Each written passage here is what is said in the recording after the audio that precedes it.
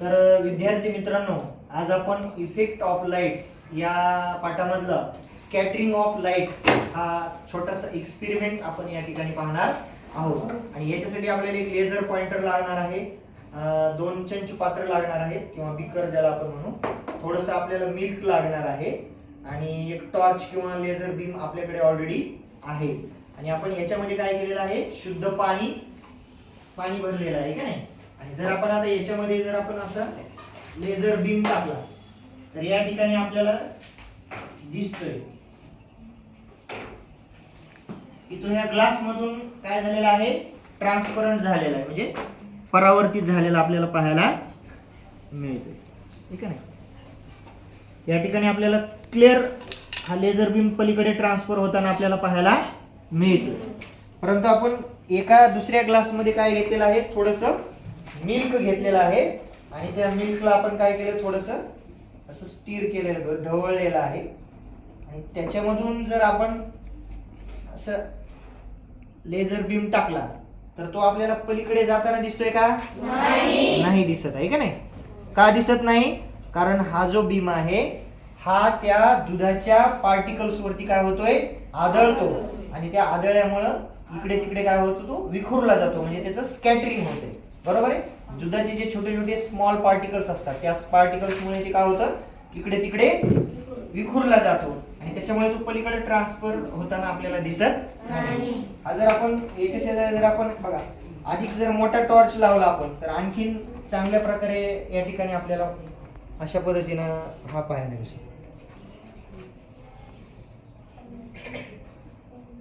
बघा या ठिकाणी आपल्याला पूर्ण प्रकाश झोत या ठिकाणी पूर्ण पसरलेला दिसतोय, पूर्ण स्कॅटरिंग झालेला आपल्याला पाहायला मिळते. दिसतंय तुम्हाला सगळ्यांना. शुद्ध पाण्यामध्ये अशा प्रकारचं स्कॅटरिंग होताना आपल्याला पाहायला मिळत नाही. परंतु याच्यामध्ये आपण मिल्कचे छोटे ड्रॉपलेट्स टाकले आणि त्याला ढवळलं आणि त्याच्यामुळे काय झालेलं आहे, हा पूर्ण स्कॅटरिंग झालेला आपल्याला पाहायला मिळतं. हा पूर्ण प्रकाश इकडे तिकडे विखुरलेला किंवा त्याचं स्कॅटरिंग झालेला आपल्याला पाहायला मिळतं.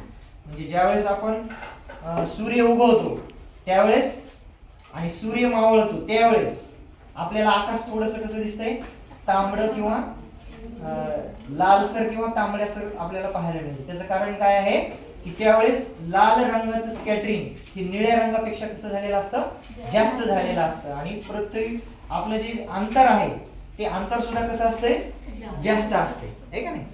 आपल्यापर्यंत सूर्य आणि आपल्यामध्ये भरपूर अंतर असतं त्यावेळेस सूर्य उगवतीच्या वेळेस, आणि त्यावेळेस त्या अंतरामुळं लाल रंगाचं स्कॅटरिंग निळं दिसते. कसं दिसतंय, निळं. कारण या वातावरणामध्ये ज्यावेळेस सूर्यप्रकाश पृथ्वीवरती येतात त्यावेळेस ते वातावरणाशी पूर्ण प्रथम त्यांचा अटॅक होतो आणि वातावरणाचे जे काही घटक असतात जसे की वेगवेगळे डिफरंट गॅसेस आहेत, नायट्रोजन आहे, ऑक्सिजन आहे.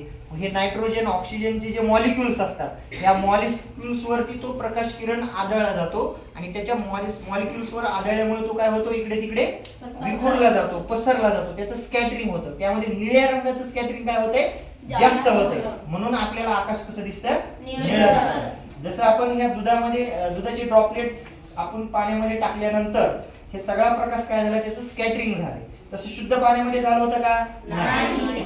ठीक आहे. शुद्ध पाण्यामध्ये हा जो बीम आहे तो आपल्याला स्पष्ट दिसला होता, म्हणजे पलीकडे ट्रान्सपोर्ट होताना दिसतोय, परंतु इकडे मात्र दिसत नाही. कारण ते दुधाचे पार्टिकल्स त्याला काय होतात, अडवतात आणि त्याचं स्कॅटरिंग करतात. तशाच पद्धतीनं सूर्यप्रकाश ज्यावेळेस पृथ्वीवर येतात त्यावेळेस त्याच्यातले जे काही वातावरणातले जे काही घटक असतील, हवेतले काही घटक असतील, धुळीचे कण असतील किंवा डस्ट पार्टिकल्स असतील, हे डस्ट पार्टिकल्स काय होतात, त्याचं स्कॅटरिंग करण्यास कारणीभूत ठरतात. जर हे वातावरण आपल्या पृथ्वीवर नसतं तर सूर्य आपल्याला काय दिसला असता, क्लिअर दिसला असता आणि आकाश आपल्याला काळं दिसलं असतं. तर निळ्या रंगाचं स्कॅटरिंग हवेमध्ये असणारा नायट्रोजन आहे किंवा ऑक्सिजन आहे त्याच्या मॉलिक्युल्स आदळल्यामुळं त्याचं निळ्या रंगाचं स्कॅटरिंग जास्त होतं, म्हणून आपल्याला आकाश कसं दिसतंय, निळं दिसतंय. आणि सूर्य उगवताना किंवा सूर्य मावळताना आपल्याला आकाश कसं दिसतं, तिकडचा भाग थोडासा तांबडासर किंवा लालसर दिसतो. तो कशामुळं की त्यावेळेस जे अंतर आहे हे पृथ्वीचं आणि म्हणजे आपलं आणि सूर्यामधलं ते जास्त असतं आणि मग त्यावेळेस आपल्याला निळ्या रंगापेक्षा लाल रंगाचं स्कॅटरिंग किंवा तांबड्या रंगाचं स्कॅटरिंग काय होतंय जास्त होत नाही. आपण काय म्हणतो स्कॅटरिंग ऑफ लाईट. हाच प्रयोग आपण त्याच्यामध्ये साखर मिसळून सुद्धा आपण हा काय करू शकतो, हा एक्सपेरिमेंट करू शकतो. आहे का नाही?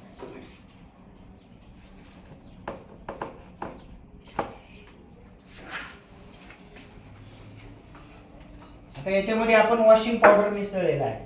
काय मिसळलेला आहे? Washing powder. डिटर्जंट पावडर ज्याला आपण म्हणतो. आहे का नाही? याच्यामध्ये सुद्धा बघू शकता तुम्ही अशा प्रकारचं स्कॅटरिंग होताना दिसतंय. किंवा आपल्याला हा जो बीम आहे, हा बीम आपल्याला स्पष्ट ट्रान्सफर होताना आपल्याला दिसत नाही. पाऊस करायचा नाही दिसत. शुद्ध पाण्यामध्ये दिसत होता की नाही?